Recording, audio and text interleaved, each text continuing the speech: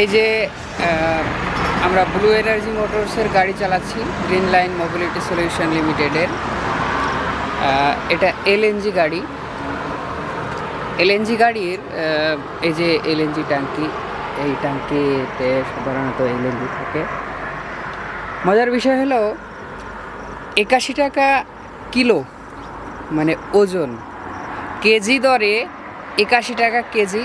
কিন্তু মজার বিষয় হলো 1 কেজি এলএনজিতে হয় টোটাল 2.3 লিটার। এই যে এলএনজি, এই এলএনজি 1 কেজিতে এলএনজিতে লিটারে কনভার্ট হয় 2.3 লিটার এবং 81 টাকা কেজি ওজন, মানে 2 লিটার 300 ml পর্যন্ত যে এলএনজি, সেটার দাম মাত্র 81 টাকা। তাহলে ভাবুন, ডিজেলের এবং পেট্রোলের থেকে অনেক অনেক কম খরচ এই এলএনজি ট্রাকে।